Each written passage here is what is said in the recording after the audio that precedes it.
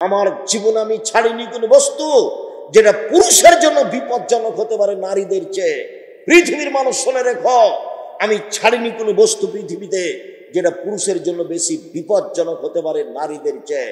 পৃথিবীর মানুষ শুনে রেখো, নারী হচ্ছে তোমাদের জন্য সবচেয়ে বিপজ্জনক বস্তু। নারী হচ্ছে তোমাদের জন্য সবচেয়ে বিপজ্জনক বস্তু। এই মেয়ে, এই ফ্যাশন বোরকা পরেছো কেন? শরম পাও না? তোমার দিকে মানুষ দেখে, তোমার বাপ এটা দেখে না? আমি কি করতে পারি? রাসূল এভাবেই বলছেন। রাসূল সাল্লাল্লাহু আলাইহি ওয়াসাল্লাম বলছেন, পৃথিবীর মানুষ ফাত্তাকুদ দুনিয়া ওয়াত্তাকুন নিসা, তোমরা মহিলা থেকে বেঁচে থাকো, দুনিয়া থেকে বেঁচে থাকো। পৃথিবীর মানুষ তোমরা মহিলা থেকে বেঁচে থাকো, দুনিয়া থেকে বেঁচে থাকো। এই দুনিয়া হচ্ছে জড় বস্তু, অত্যাধুনিক যন্ত্র। যেভাবে বসে আছেন সেভাবে ছবি ধরে রাখছে। মহিলার গায়ে হাত লাগালে ওইভাবেই ছবি ধরে রাখছে মাটি। ভাবির সাথে এসেছো মরণ সেঙ্গেলে ওইভাবে মাটি ছবি ধরে রাখছে। পৃথিবী হচ্ছে সবচেয়ে অত্যাধুনিক যন্ত্র। বিচারের মাঠে সব সাক্ষী দিবে। সেদিন তুমি বেকায়দায় পড়ে যাবা। ভাবির সাথে এভাবে গল্প করো না, শালিকার সাথে এইভাবে কথা বলো না। পরকাল হবেই। আর এইভাবে দল সংগঠন করে মারামারি করে মানুষকে জেল হাজতে দিয়ে মানুষকে অপমান করে নির্যাতিত করে দুনিয়ায় সফলতা অর্জন করিও না। জুলুম করিও না, জুলুম করো না। মানুষকে অপমান করো না, মানুষকে হত্যা করো না, মানুষকে জেল হাজতে দিও না। নইলে তোমার অপমান ঘনিয়ে এসেছে, আসবেই। যে যত বড় জালেম তার দুনিয়াতে ধ্বংসর সময় তত কম। তোমাদের নেত্রীর সময় ছিল মাত্র 45 মিনিট, আর ফেরাউনের সময় ছিল 3-4 মিনিট। আর আদ সামুদ মিনিটই পায়নি, বাস নাই। আদ সামুদ ওরা মিনিট পায়নি, বিদ্যুৎ চমকে উঠেছে, নাই, গেছে দুনিয়াতে। জুলুম করো না, এভাবে মানুষের বিরুদ্ধে যায়ও না, দল সংগঠন করে মানুষের বদনাম করো না, গীবাত করো না। আমি আব্দুর রাজ্জাক বিন ইউসুফ আপনার বাড়ির মানুষ, আমি আপনাকে কাছে থেকে বলছি, আমি আপনার ঘরের মানুষ, আপনাকে আমি ভাই মনে করে বলছি, দেশের লোক মনে করে বলছি। নিজের জন্য যেমন বাঁচা চাই, আপনার জন্য আমি তেমন বাঁচা চাই। উপস্থিত বৈঠকের মহিলারা শোনেন, আপনি উল্টা বুঝিয়েন না। আপনার নেতা যা বলেছে, আমি যা বলছি আমারটাই ঠিক, এ কথাই ঠিক, এ কথাই ঠিক, এ কথাই ঠিক। জাতির যদি রাস্তাঘাট করে দিতে না পারি, জাতির যদি স্কুল কলেজ করে দিতে না পারি, জাতিকে চূড়ান্ত সঠিক ধর্ম দিতে পারবো ইনশাআল্লাহ। ধর্মের ব্যাপারে জাতিকে ফাঁকি দিয়ে পরকাল হারাতে না যেলই। শুনুন, আপনি কটাক্ষ চোখে দেখবেন আর হাঁটবেন, এটা আমি চাইনি। আপনি দিনী বোন যেভাবে বৈঠক করছেন, এই বৈঠক রাসূলের বৈঠক নয়। আপনি ভুল বুঝেছেন। কোরআন মাজিদের গায়ে যদি মিথ্যা কথা লেখা থাকে, 35 বছর থেকে দেখাচ্ছি, কতদিন থেকে? 90 সাল থেকে দেখাচ্ছি। কোরআনের গায়ে যদি পাতা পাতা মিথ্যা দোয়া লেখা থাকে, পরের পৃষ্ঠা আছে, এক পৃষ্ঠা একটা বাক্য রাসূলের নয়। 35 বছর থেকে বলছি, 90 সাল থেকে বলছি। কোন মায়ের বেটা প্রমাণ করতে পারে যেটা রাসূলের বাক্য? কোরআনের গায়ে যদি মানুষ মিথ্যা কথা লিখতে পারে, ধর্মের বহির্জগতে মানুষ মিথ্যা কথা বলবে? কোরআন মাজিদ খুলে মানুষ বলছে, দেখেন আল্লাহ বলছে মিলাদ করতে হবে। নবী মিলাদ করলেন না, সাহাবী করলেন না, তাবেঈ করলেন না, পৃথিবীর কোনো বড় বিদ্বান করলেন না। আর এখন মাওলানা সাহেব দেখাচ্ছে, এ দেখেন আল্লাহ বলছে মিলাদ করতে। দেশের 95% জন বক্তা মিথ্যুক, এ কথাই ঠিক। আপনি খালি বলেন না যে দেখেন আপনি আমার বক্তার মিথ্যা কথা দেখেন, তো খালি বলেন না সাহস করে, তারপর আমি দেখছি। দেশের 98% জন মুফাসসির মিথ্যুক, ধর্মের নামে মিথ্যা কথা বলছে। আপনি বই পড়েন না, আমি তো চেষ্টা চালাচ্ছি আপনার সাথে থাকার, প্রতিষ্ঠান দিয়ে, কলম দিয়ে, মিডিয়া দিয়ে সব সময় চাচ্ছি, মনে বড় সাধ, এই দেশের মাটিতে আমি উন্নত মানের প্রতিষ্ঠান গড়বো ইনশাআল্লাহ, যেখানে ছেলে মেয়ে বাংলা, ইংরেজি, আরবি উন্নত মানের শিক্ষা অর্জন করে জাতির অন্যায়ের বিরুদ্ধে লড়বে, মুখে কলমে মিডিয়ায় লড়বে ইনশাআল্লাহ। জীবন বাজি রেখে চেষ্টা চালিয়ে যাচ্ছি। এবং তারা লড়ে যাচ্ছে। মুখে আছি, মিডিয়াতে আছি, কলমে আছি, দিন রাত আছি, কোন জায়গাতে জেনে শুনে সজ্ঞানে সরিষা সম পরিমাণ স্বার্থের আশ্রয় নিনি। উপরওয়ালা দেখছে 90 সাল থেকে না আজ পর্যন্ত একটা বাক্য স্বার্থে বলিনি।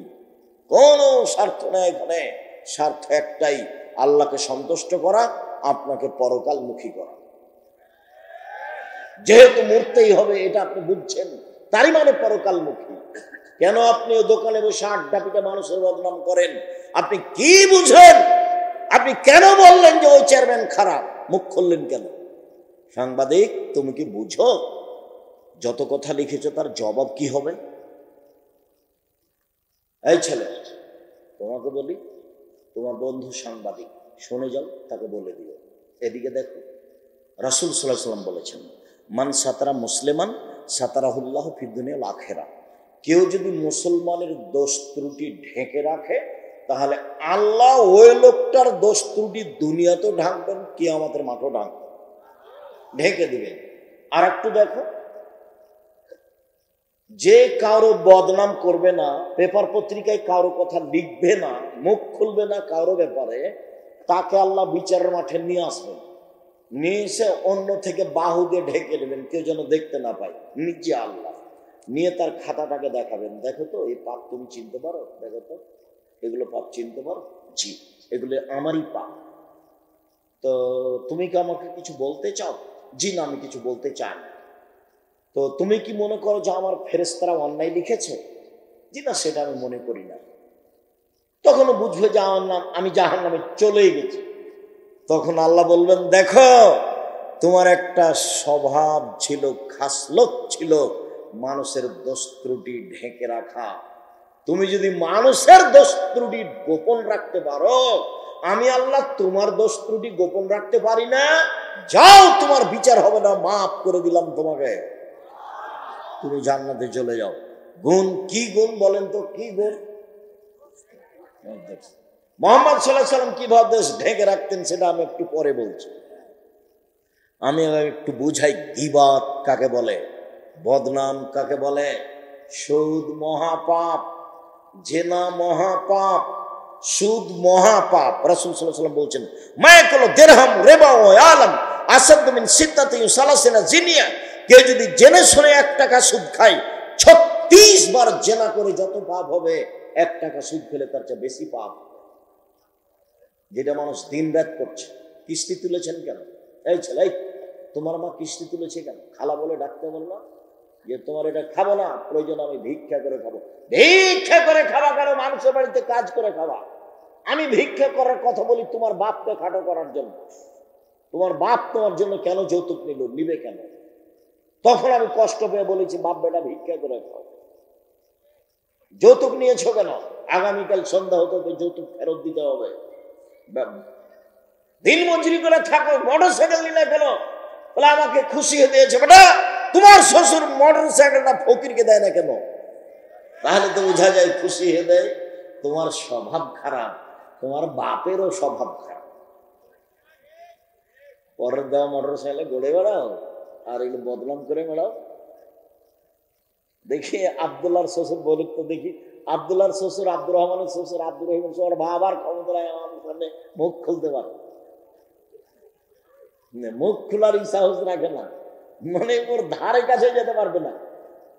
বিশ্বাস করো, আল্লাহর অশেষ রহমত, আমি আমার জীবনে কোনোদিন সভাপতি, সেক্রেটারি, মসজিদের কে দায়িত্বশীল তাকে হিসাব করে আমার জীবনে আমি কোনোদিন একটা বাক্য বলি। আমি আমার মতো বলি, সুলি হবে না ফাঁসি হবে সে বিবেচনা আমি কোনোদিন করিনি। আমি মুসলিম চেরু রণবীর, মরণকে করি না ভয়, মরলে শহীদ বাঁচলে গাজী, উভয়ই সমান, মরলেও জান্নাত বাঁচলেও জান্নাত, উভয়ই সমান। পিছনে হটে কোনোদিন কথা বলার প্রয়োজন মনে করিনি। আমার মনে হচ্ছিল সারা বাংলাদেশে আমি একাই আছি যে করোনার 5 পয়সা দাম দিল। বিমানবালা মেয়েটা বলছে মাস্ক লাগান, আমি যে ধৈর্য ধারণ করো, মাস্ক লাগান, যে ধৈর্য ধারণ করো, মাস্ক লাগান, ধৈর্য ধারণ করো। খুব যখন বাড়াবাড়ি বলছে তখন আমি বলছি তোমার মালিকের তোমাকে চাকরি দেওয়া ঠিক হয়। আমি যখন উঠি বিমানে তখন আমার মুখে মাস্ক ছিল না, তুমি দেখনি? আমাকে উঠালে কেন? আমি আব্দুর রাজ্জাক বিন ইউসুফ মার্কস দিয়ে ভাগ্য বাড়াতে রাজি নই, যা হবে হবে। ঢাকাতে এক লোককে দেখতে গেছি, তো ওর ছেলে আর মেয়ে দুইজন আছে। তো আমাকে বলছে, হুজুর ভিতরে যান, দয়া করে ভিতরে যান। এভাবে বলছে, হুজুর দয়া করে ভিতরে যান না, আমার আব্বার পাশে যায় না। বলছে, দেখো তোমার বাপের গায়ে হাত দিয়ে দুয়ো পড়ে যাবে, যদি মরে যায় আমি করোনায়, তাহলে আমি বলবো না তোমার বাপের কারণে মরেছি, এটা আমি বলবো না। আমি বলবো পৃথিবী সৃষ্টির 50,000 বছর পূর্বে আমার নামে করোনা লেখা হয়েছিল, তাই আজকে ধরেছে, এটা আমি বলবো। কেন? রাসূল সাল্লাল্লাহু আলাইহি ওয়াসাল্লাম বলেছেন, যেদিন পৃথিবী সৃষ্টি করেন আল্লাহ, তার 50 বছর আগে মানুষের 4টে জিনিস আল্লাহ লিখে দিয়েছেন। এক, হায়াতাহা, তার জীবন, মাউতাহা, তার মরণ, ও রিজকাহা, তার রুজি, ও মাসায়বাহা, তার রোগ ব্যাধি, করোনা। 4টে জিনিস লেখা হয়েছে। তোমার মায়ের পেটে আসা কত আগে? পৃথিবী সৃষ্টির 50,000 বছর আগে। 4টা, 1 মরণ, 2 জীবন, 3 রুজি, 4 রোগ ব্যাধি। নতুন ভাবে কিছু ঢুকবে না এখানে। তা আমি সাহসারা হবো কেন? যে লোকটার করোনার যে অবশিষ্ট আছে ওখানে ফেলে দিচ্ছে, আর একজন ফকির তুলে খাচ্ছে, ওর করোনা ধরে, আর আমি না পাশে গেলে বলে করোনা ধরে নেবে। পাগল বানাচ্ছে যারা ওষুধ তৈরি করেছে তারা, এরাকে সব পাগল বানাচ্ছে, এদের সব টিকা মিকা দিয়ে এদেরকে সব বিকলাঙ্গ করছে। এইসব পথে যেতে হবে না। পথ আমি কোনোদিন বলিনি যে ইহুদি খ্রিস্টানদের অধীনে থাকতে হবে, ওদের গোলাম হয়ে থাকতে হবে, এটা আমি কোনোদিন বলিনি। পথ আছে, গরিব মানুষ, আমি মানুষের বাড়িতে কাজ করে খাবো, আমি কাজ করে খেতে বলিনি, আমি বলেছি চকলেটের ব্যবসা। চকলেটের ব্যবসা বলে আমি চকলেটের ব্যবসা করতে বলিনি, আমি বলেছি সবচেয়ে কম পয়সার ব্যবসা। বুঝাতে পারলাম না কথা? চকলেটের ব্যবসা মানে সবচেয়ে কম পয়সার ব্যবসা। লোন নিয়ে ব্যবসা করতে রাজি নই, লোন নিয়ে ব্যবসা করতে রাজি নই। রাসূল সাল্লাল্লাহু আলাইহি ওয়াসাল্লাম প্রত্যেক সালাতে সালাম ফেরার পূর্বে বলতেন, ওয়াউযু বিকা মিনাল মাসামি ওয়াল মাগরাম, তোমার কাছে বাঁচতে চাই বড় পাপ হতে, তোমার কাছে বাঁচতে চাই ঋণ কর্য হতে, তোমার কাছে বাঁচতে চাই বড় পাপ হতে, তোমার কাছে বাঁচতে চাই ঋণ কর্য হতে, তোমার কাছে বাঁচতে চাই বড় পাপ হতে, তোমার কাছে বাঁচতে চাই ঋণ কর্য হতে।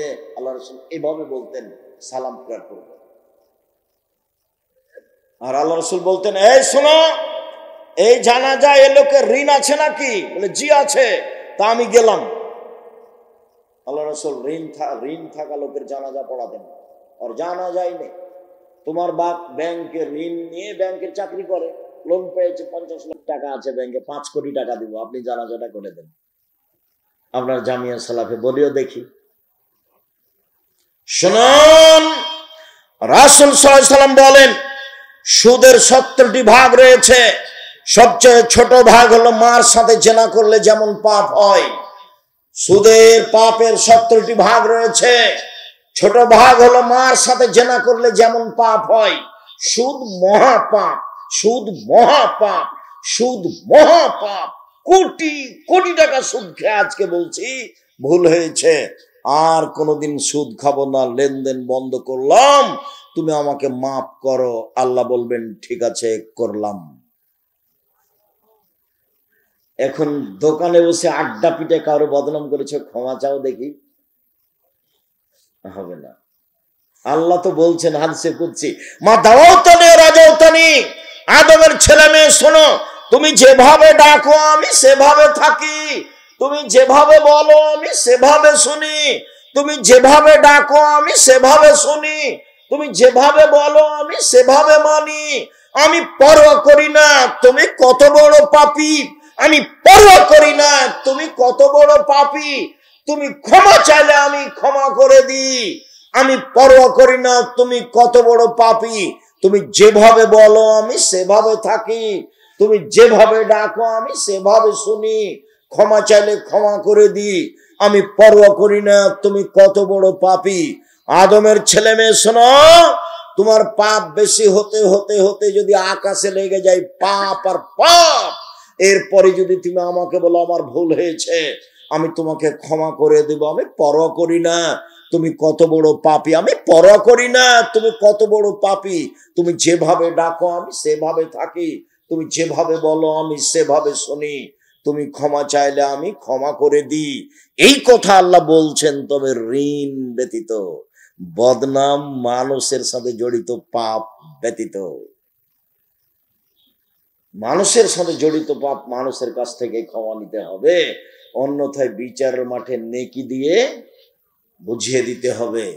সেদিন সব এই ছেলে বসো। মহান আল্লাহ বলেন ওয়াইলুল লিকুল্লি হুমাজাতিল লুমাজা, সামনে বদনাম করে যে, পিছনে বদনাম করে যে, ও সুনিশ্চিত জাহান্নামে যাবে। গীবাতের ফলাফল জাহান্নাম। জুবাইর ইবনে মুতঈম রাদিয়াল্লাহু তাআলা আনহু বলেন রাসূল সাল্লাল্লাহু আলাইহি সাল্লাম বলেছেন লা ইয়াদখুলুল জান্নাতা কাত্তাতু ফিরাতিন নামাম, চগলখড়ি করে যে সে জাহান্নামে যাবে, বদনাম গীবত করে যে সে জাহান্নামে যাবে।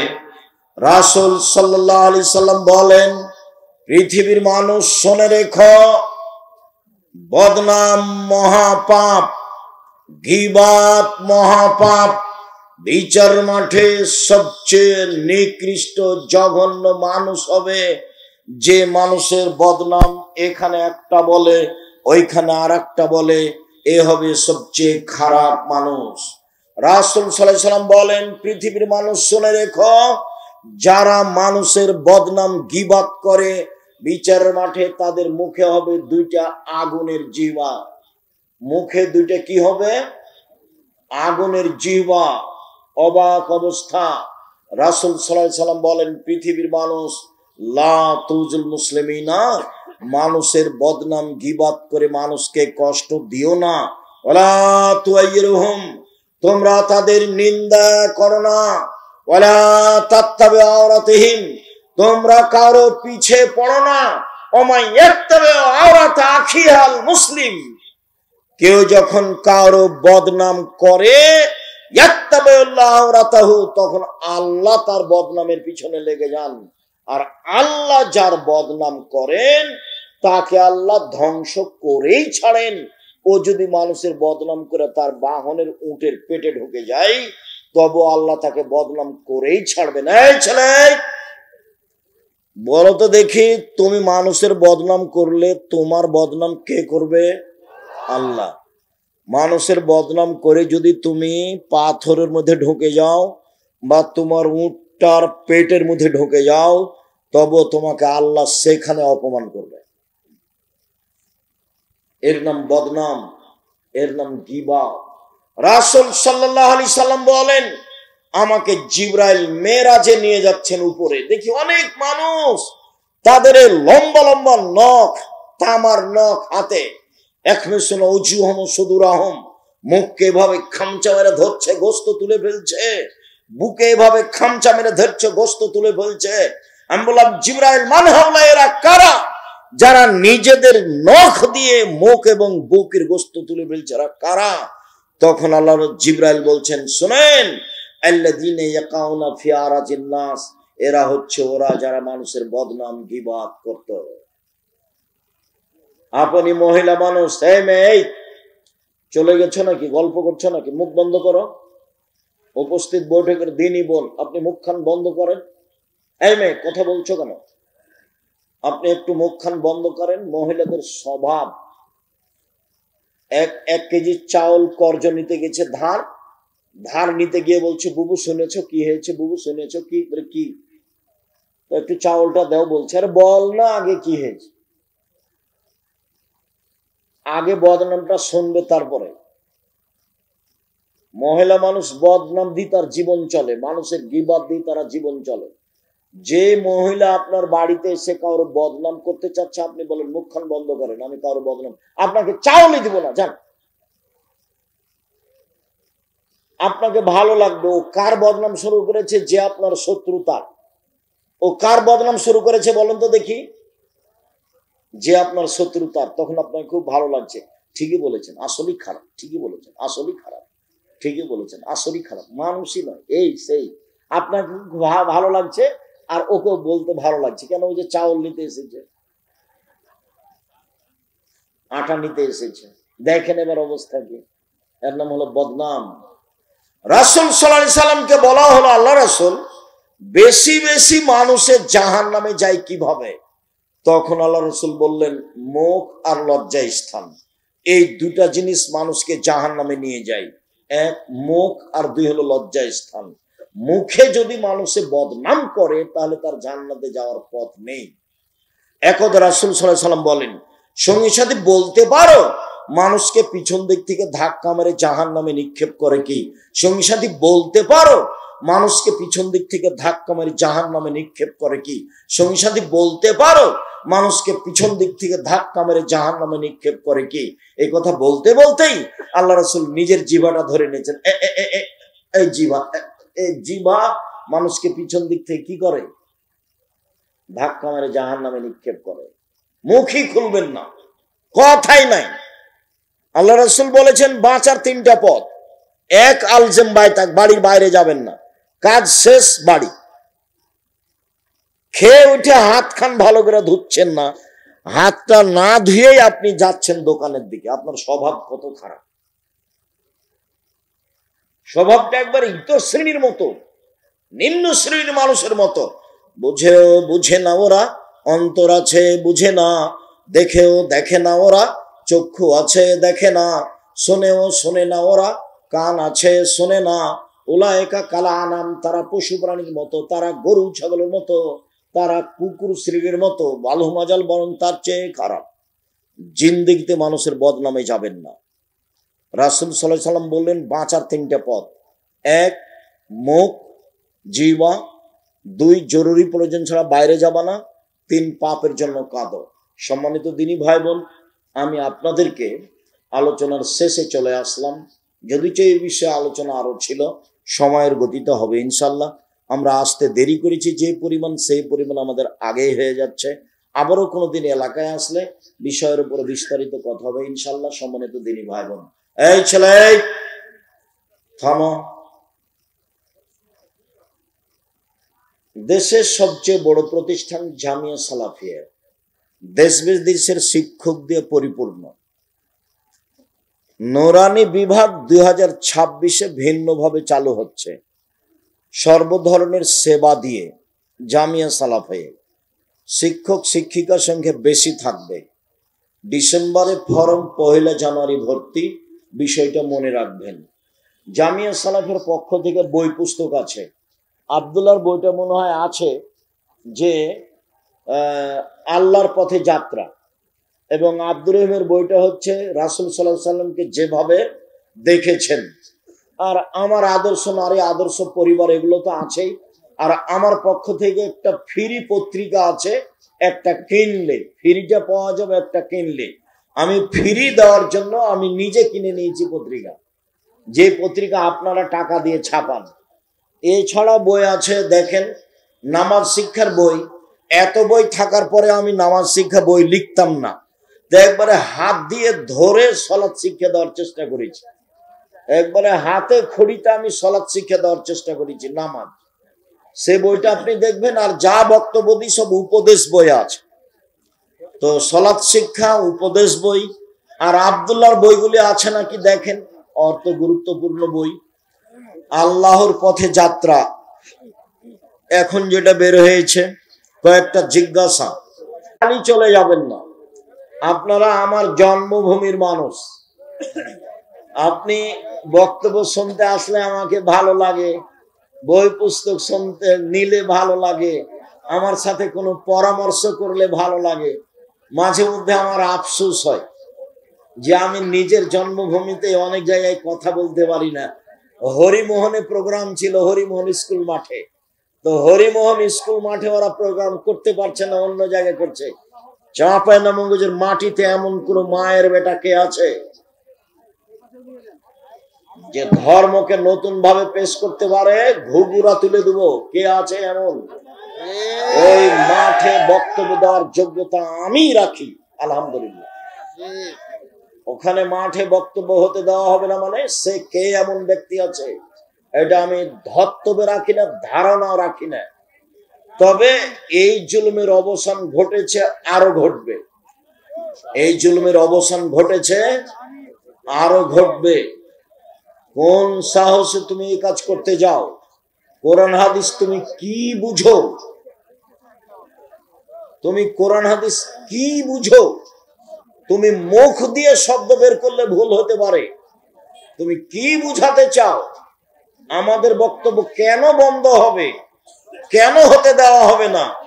কোথায় রহস্য? স্পষ্ট করো। সম্মানিত দিনী ভাই বোন, চাঁপাইনবাবগঞ্জ আমার জন্মভূমি জেলা, রাজশাহীর পাশে আছি, আপনাদের পাশে আছি। আপনাদেরকেও আমি আমার জন্মভূমি এলাকার মানুষই মনে করি। কাজেই আপনারা আসলে ভালো লাগে, পরামর্শ চাইলে ভালো লাগে, পরামর্শ দিলে ভালো লাগে। জামিয়া সালাফিয়া আমি একাই গড়িনি, চাঁপাইনবাবগঞ্জ রাজশাহী জেলার মানুষের জামিয়া সালাফিয়া। জামিয়া সালাফিয়া রাজশাহী যেটা, সেটা 50 বিঘা জমির উপরে ছেলেদেরটা, আর মেয়েদেরটা তানোরে প্রায় 60 থেকে 70 বিঘা জমির উপরে। জামিয়া সালাফিয়া যেটা রূপগঞ্জ নারায়ণগঞ্জ ঢাকায়, সেটা প্রায় 100 বিঘা জমির উপরে। যেটা দিনাজপুরে, সেটা প্রায় 20 বিঘা জমির উপরে। 300 জন শিক্ষক শিক্ষিকা আছেন। 40 লক্ষ টাকা মাসে বেতন লাগে। 40 লক্ষ। শিক্ষক জানেন না কিভাবে প্রতিষ্ঠান চলে, ছাত্র জানে না কিভাবে প্রতিষ্ঠান চলে, কমিটি জানে না কিভাবে প্রতিষ্ঠান চলে, আমি নিজেই ভালোভাবে জানি না কিভাবে চলে। অতএব আপনাদের নিজস্ব সম্পদ মূল্যায়ন করার চেষ্টা করবেন। শিরক মুক্ত প্রতিষ্ঠান জামিয়া সালাফিয়া, বিদআত মুক্ত প্রতিষ্ঠান জামিয়া সালাফিয়া, দল মুক্ত প্রতিষ্ঠান জামিয়া সালাফিয়া, হিংসা মুক্ত প্রতিষ্ঠান জামিয়া সালাফিয়া, সংগঠন মুক্ত প্রতিষ্ঠান জামিয়া সালাফিয়া, দেশের সর্ববৃহৎ প্রতিষ্ঠান জামিয়া সালাফিয়া।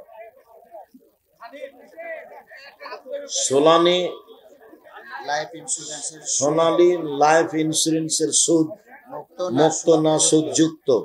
এদেশে এমন কোন ইন্স্যুরেন্স নেই যেটা সুদ মুক্ত, সবই সুদ যুক্ত। ফরজ সালাতে ইমাম সূরা ফাতিহা ভুল করলে নামাজ হবে কি? ভুল করলেও নামাজ হবে, ভুলের কারণে নামাজ বাতিল হবে না। আর এই ভুলে সহসিজদা দিতে হবে না। রাকাত কমলে বা বেশি হলে সহসিজদা দিতে হয়। আত্তাহিয়াত ছুটে গেলে সহসিজদা দিতে হয়। সূরাতে ভুল হলে সহসিজদা লাগে না।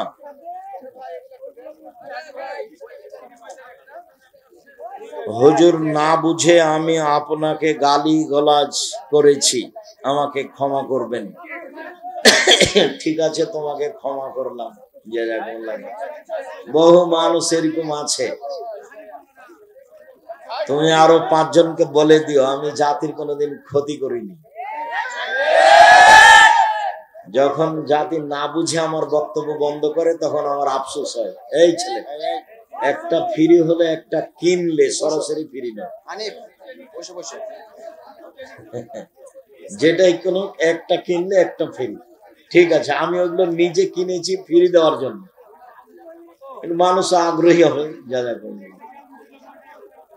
যদিও আপনাদের টাকা দিই ওইসব পত্রিকা ছাপে না, আমি তো আর ব্যবসায়ী নই যে আমার কাছে কোটি টাকা আছে। 16,000 পত্রিকা বের হয়, তো 2-1 টাকা নয়। প্রেস আছে, সবকিছু আছে, জনগণের সহযোগিতা আছে। আমরা মাটি কাটার মানুষ, কবে টাকা দিলাম? না দিই, কেউ দেয়, কোন দেশ থেকে দেয়, চলে তো, প্রতিষ্ঠান চলছে তো। মা যদি দাদা দাদির সাথে কথা বলতে নিষেধ করে, এই মায়ের কথা শোনা হবে না, এই মাকে খালা বলে ডাকো, এই মা ভালো না। দাদি তো আসল, দাদাই তো আসল।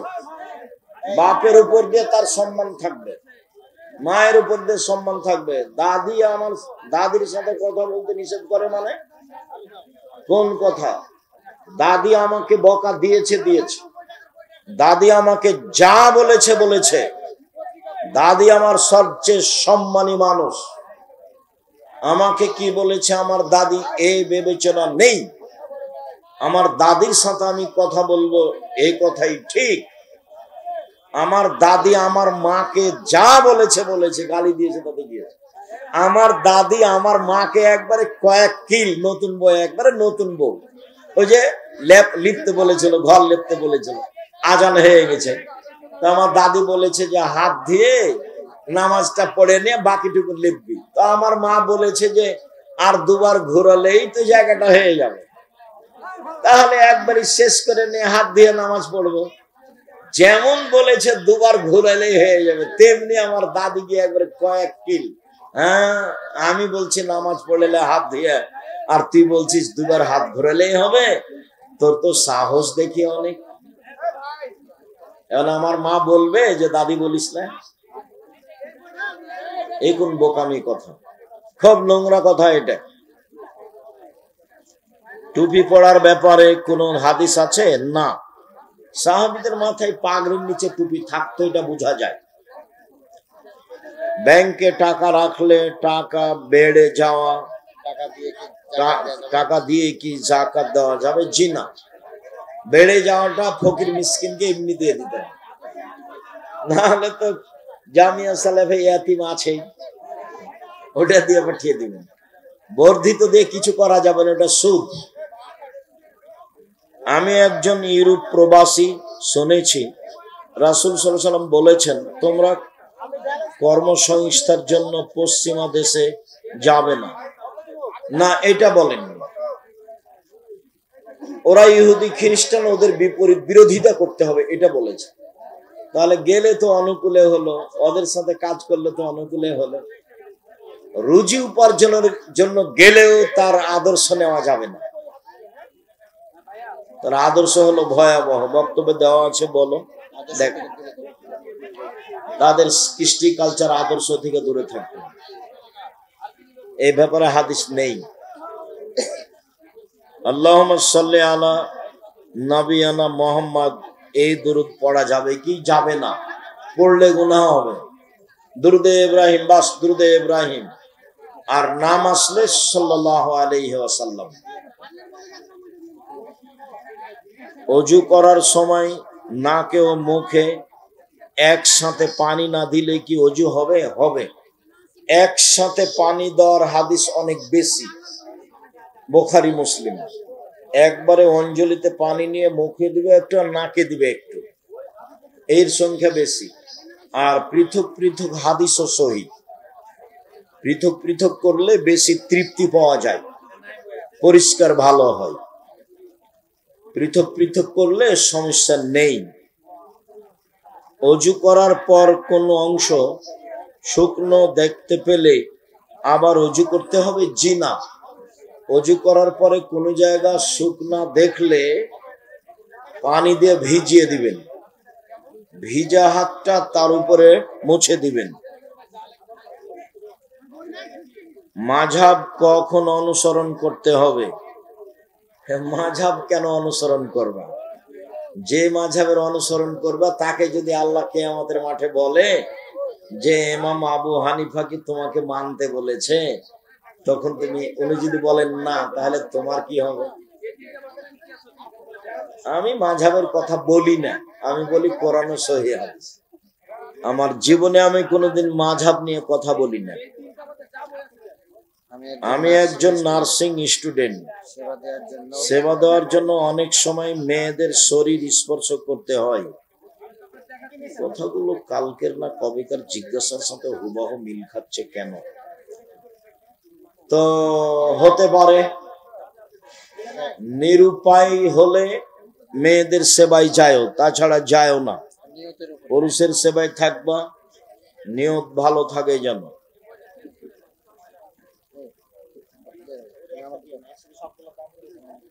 মজা করে গোপনে ফোনে বা SMS এ দুজন দুজনকে 3 বার কবুল বললে কি বিয়ে হবে? না, এই বিবাহ বাতিল, কোর্টের বিবাহ বাতিল, উকিলের বিবাহ বাতিল, জজের বিবাহ বাতিল,